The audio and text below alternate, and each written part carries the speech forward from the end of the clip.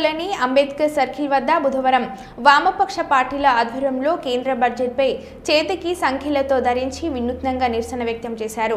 ఈ సందర్భంగా CPI party రాష్ట్ర సహాయ కార్యదర్శి తక్కెలపల్లి శ్రీనివాసరావు మాట్లాడుతూ తెలంగాణ నుండి 8 మంది ఎంపీలు 2 కేంద్ర మంత్రులు ఉన్న కేంద్ర తెలంగాణ రాష్ట్రానికి ప్రత్యేక నిధులు తీసుకురావడంలో పూర్తిగా విఫలమయ్యారని ఆయన తీవ్రంగా విమర్శించారు। కేంద్ర ప్రభుత్వం బడ్జెట్లో తెలంగాణకు అన్యాయం చేసిందని అన్నారు। పెరిగిన ధరలతో దేశంలో సామాన్య ప్రజలు ఇబ్బందులు పడుతున్నారు। 11 ఏళ్లుగా కేంద్రంలో అధికారంలో ఉన్న బీజేపీ నిరుద్యోగులకు ఉద్యోగ అవకాశాలు కల్పించడం విఫలమైందని మండిపడ్డారు। అదానీ అంబానీలకు లాభం చేకూర్చేలా కేంద్ర ప్రభుత్వ విధానాలు ఉన్నాయని మండిపడ్డారు। దేశంలో రోజురోజుకు నిరుద్యోగం పెరిగిపోతుందని ఆందోళన వ్యక్తం చేశారు। సవరించాలే కేంద్ర బడ్జెట్ తెలంగాణకు న్యాయంగా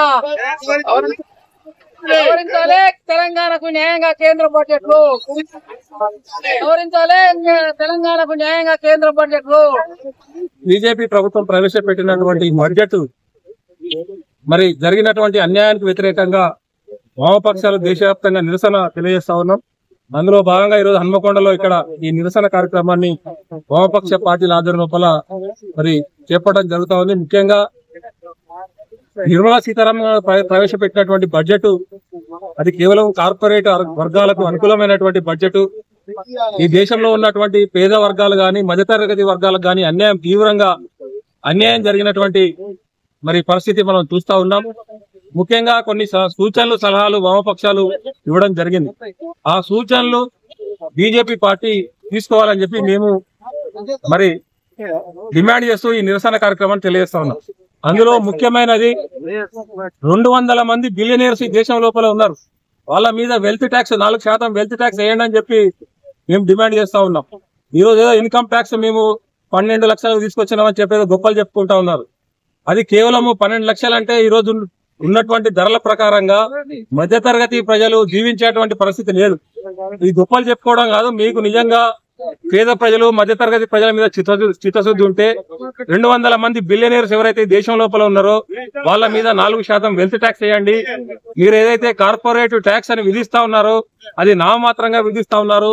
కార్పొరేట్ ట్యాక్స్ ను మీరు పెంచండి।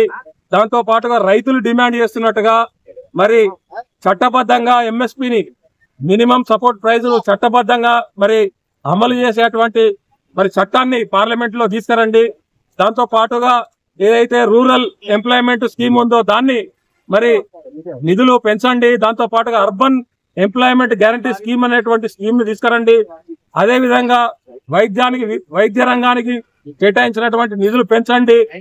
ఫుడ్ సబ్సిడీని పెంచండి। అదే విధంగా దక్షిణ రాష్ట్రాల మీద మీరు అన్యాయం చేస్తా ఉన్నారు, నిధులు కేటాయించడంలో వివక్ష చూపిస్తా ఉన్నారు।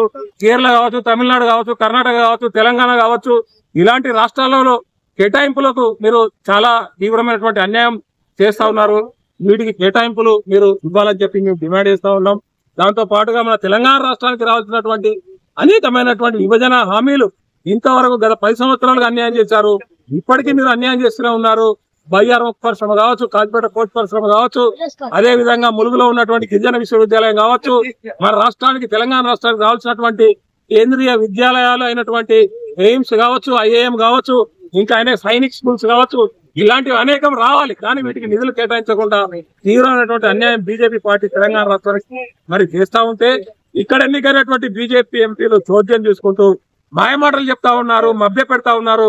మీకు నిజంగా బీజేపీ ఎంపీలు కానీ బీజేపీ మంత్రులు ఇక్కడ ఎన్నికైనటువంటి తెలంగాణ రాష్ట్రంలో ప్రాతినిధ్యం వహిస్తున్నటువంటి బీజేపీ ఎంపీలకు మీకు నిజంగా చిత్తశుద్ధి ఉంటే మీరు కేంద్రం మీద కొట్లాడండి, తెలంగాణ రాష్ట్రానికి నిధులు తీసుకురండి, లేదంటే తెలంగాణ ప్రజలు మిమ్మల్ని తరిమి కొడతారని చెప్పి హెచ్చరిక చేస్తా ఉంటాయి।